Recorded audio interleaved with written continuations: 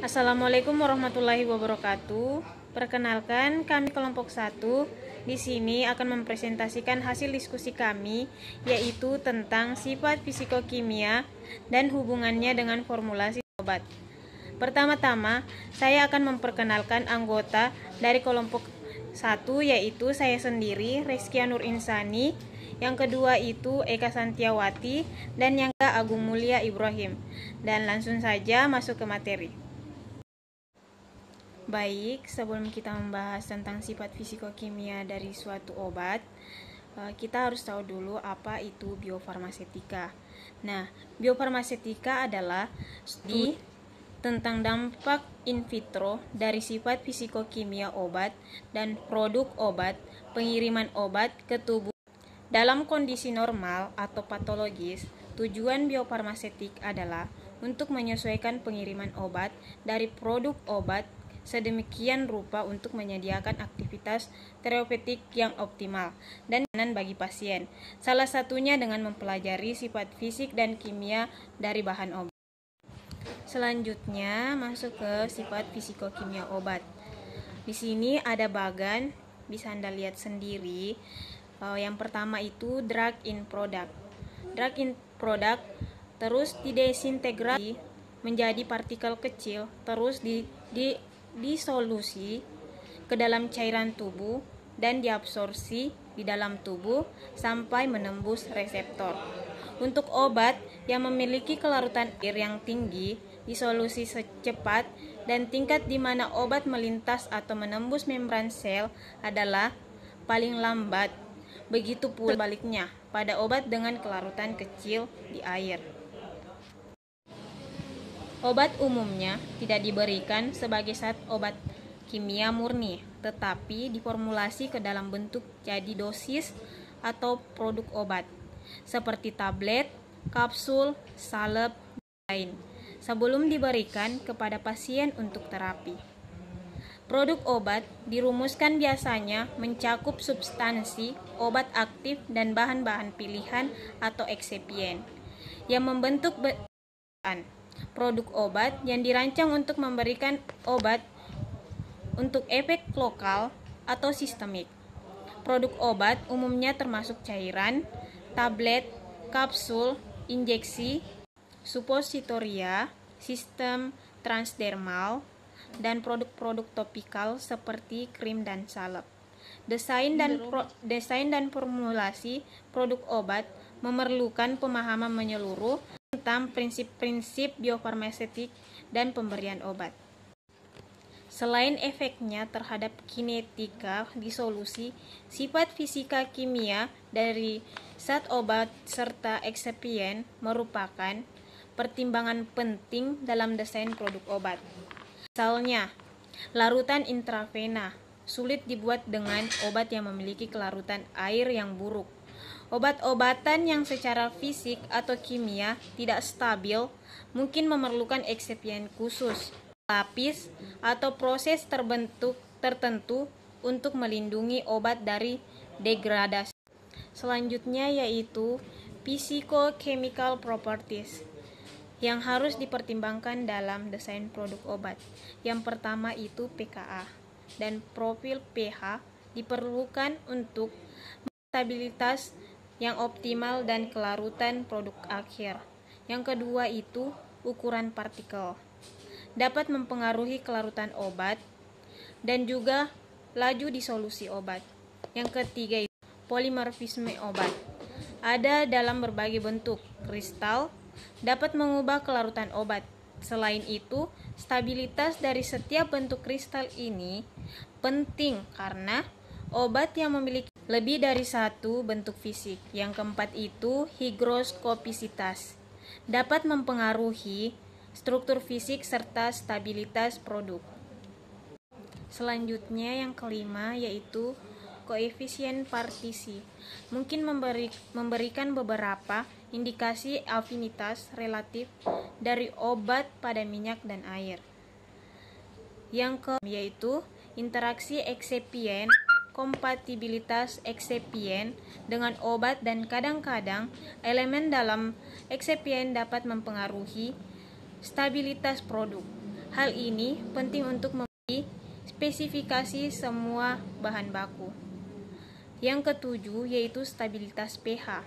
Profil stabilitas obat sering dipengaruhi oleh pH. Selanjutnya, karena pH di lambung dan usus berbeda.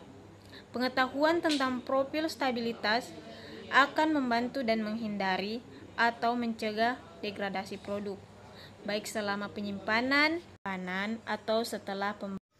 Selanjutnya yaitu kelarutan pH dan absorpsi obat. Profil kelarutan pH merupakan hal penting dari kelarutan obat pada berbagai nilai pH fisiologis.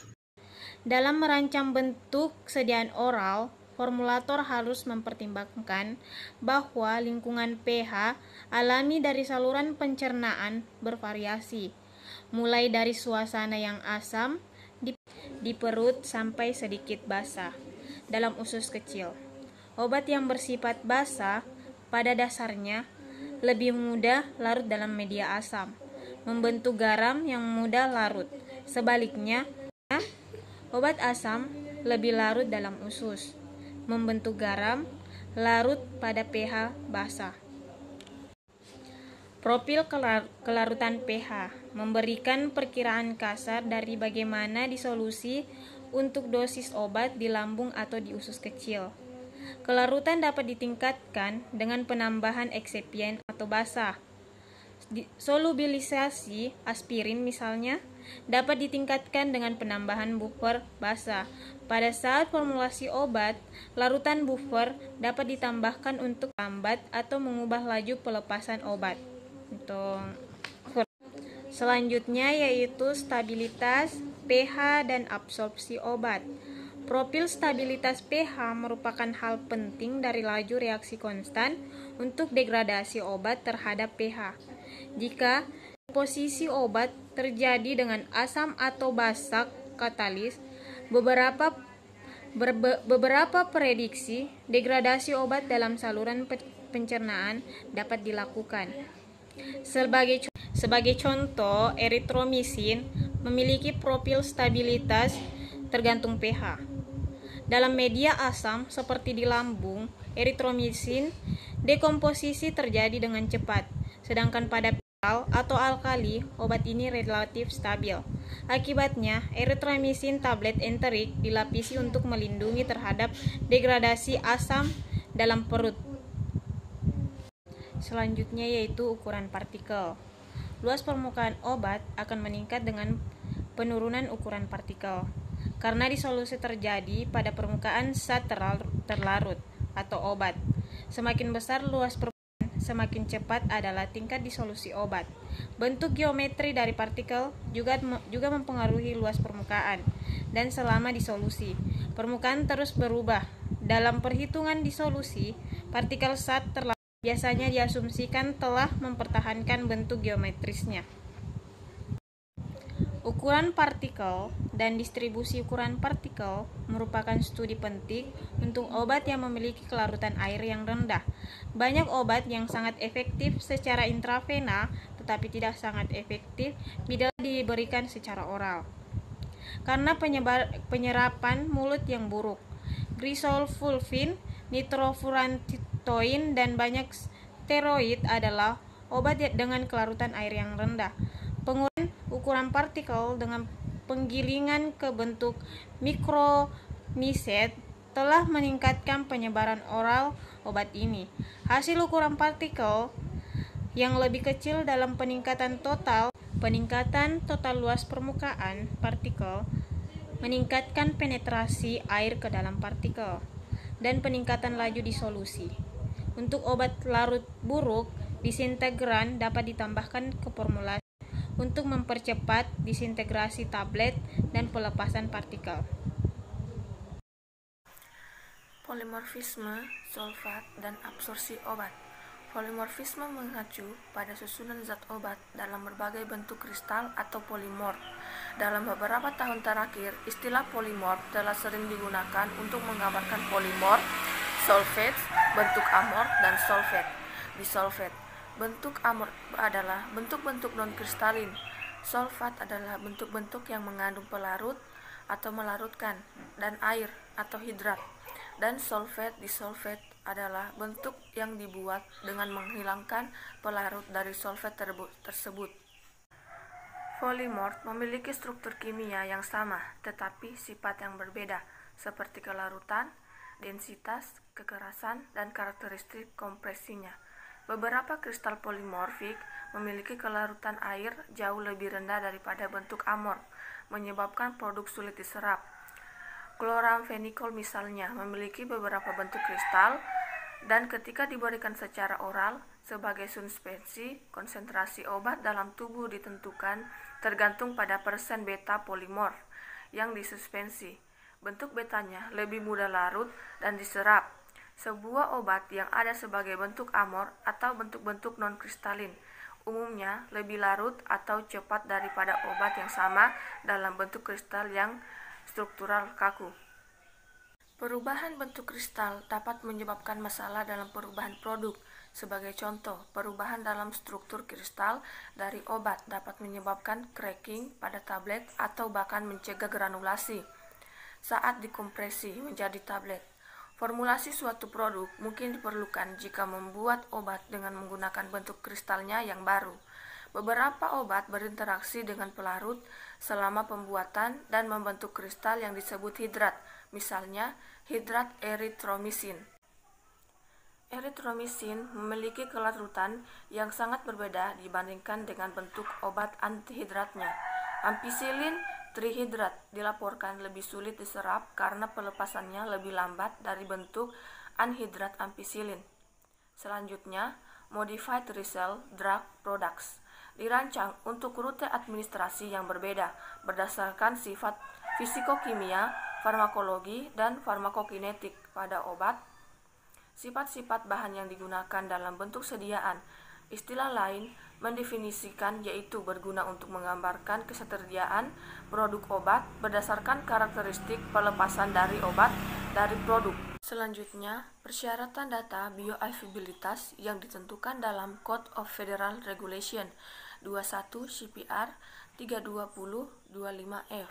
Yang pertama, produk harus menunjukkan lepas lambat seperti yang diklaim, tanpa dosis pembuangan atau pelepasan tiba-tiba sejumlah besar obat secara tidak terkendali. Kedua, obat harus menunjukkan tingkat kondisi mapan sebanding dengan yang dicapai dengan menggunakan bentuk kesediaan konvensional diberikan dalam beberapa dosis dan terbukti efektif. 3. Produk obat harus menunjukkan kinerja farmakokinetik konsistensi secara unit dosis individu. Selanjutnya, yang keempat, produk harus memungkinkan untuk jumlah maksimum obat yang akan diserap dengan tetap menjaga minimum variasi pasien-pasien. Kelima, demonstrasi tingkat obat mapan setelah dosis yang dianjurkan diberikan harus berada dalam tingkat obat plasma yang efektif untuk obat. Keenam, sebuah in vitro metode data yang menunjukkan sifat excited release. Diproduksi, produk harus dikembangkan. Di in vitro, metode biasanya terdiri dari prosedur pembubaran cocok yang menyediakan bermakna in vitro, in vivo, korelasi. Ketujuh, in vitro data farmakokinetik terdiri dari tunggal dan ganda dosis dibandingkan produk excited release untuk standar referensi atau biasanya non-substansi release. Disetujui atau produk solusi. Data farmakokinetik biasanya terdiri dari data obat plasma dan atau obat diekspresikan ke dalam urin. Analisis farmakokinetik dilakukan untuk menentukan parameter seperti T/2, VD, Tmax, AUC, dan K. Selanjutnya, dasar-dasar umum absorpsi obat. Sebelum suatu obat yang diberikan dapat mencapai tempat kerja dalam konsentrasi yang efektif, obat tersebut harus menembus sejumlah barir atau pembatas. Barir merupakan membran-membran biologis seperti epitel lambung, usus, paru-paru, darah, dan otak. Yang selanjutnya, 3 tipe utama membran. Yang pertama, membran yang terdiri dari beberapa lapisan sel. Kedua, membran yang terdiri dari satu lapisan sel seperti epitel usus halus. Ketiga, membran yang tebalnya kurang dari satu lapisan sel seperti membran suatu sel tunggal. Obat harus melalui lebih dari suatu tipe membran ini sebelum obat-obat ini mencapai tempat kerjanya. Selanjutnya, proses-proses pemindahan obat. Pertama, difusi pasif, menggambarkan lewatnya molekul-molekul obat melalui suatu membran yang bersifat inert dan tidak berpartisipasi aktif dalam proses tersebut. Proses absorpsi dikendalikan oleh perbedaan konsentrasi, yakni dari konsentrasi yang lebih tinggi ke konsentrasi yang lebih rendah. Hukum Fick pertama menyatakan bahwa laju difusi atau transport melewati membran sebanding dengan perbedaan konsentrasi pada kedua sisi membran tersebut. Selanjutnya, persamaan Henderson-Hasselbalch. Rumusnya yaitu pH sama dengan pKa plus log ion per molekul. Persamaan ini digunakan dalam perhitungan pH suatu larutan buffer. Sebenarnya, perhitungan ini didasarkan dari kesetimbangan asam basa di dalam larutan. Tetapi, dengan tujuan memudahkan perhitungan, maka diciptakan persamaan ini. Selanjutnya yaitu hukum Fick pertama. Rumusnya itu dC per min dt sama dengan Ka C1 kurang C2. Keterangannya seperti yang kalian lihat. dC per min dt yaitu laju difusi, C1 dan C2 konsentrasi masing-masing membran, Ka konstanta pembanding. Konstanta pembanding atau Ka tergantung pada koefisien difusi obat, ketebalan dan luas membran yang mengabsorpsi, permeabilitas membran terhadap obat-obat tertentu. Membran sel bersifat lipoid sehingga sangat permeabel terhadap zat-zat yang larut dalam lemak. Laju difusi tidak hanya dipengaruhi oleh konsentrasi, tetapi juga dipengaruhi oleh afinitasnya. Semakin besar afinitas atau hidrofobik, maka laju penetrasinya akan semakin cepat ke membran. Sel-sel biologis juga dipermasi oleh air dan zat-zat yang tidak larut lemak. Oleh sebab itu, membran juga mengandung pori-pori yang lemak. Oleh sebab itu, membran juga mengandung pori-pori yang erisi air atau saluran yang dapat menyebabkan lewatinya tipe zat-zat ini. Pori-pori yang berisi air ukurannya berbeda dari membran satu dan yang lainnya. Dengan demikian, sifat permeabilitas individual untuk obat-obat tertentu dan zat-zat lainnya sangat khas. Membran sel lebih permeabel terhadap bentuk tidak terion dibandingkan dengan bentuk terionnya, karena kelarutan bentuk takterion lebih besar dalam lemak dan sifat muatan membran sel yang banyak menghasilkan pengikatan dan penolakan obat terion, sehingga mengurangi penetrasi sel.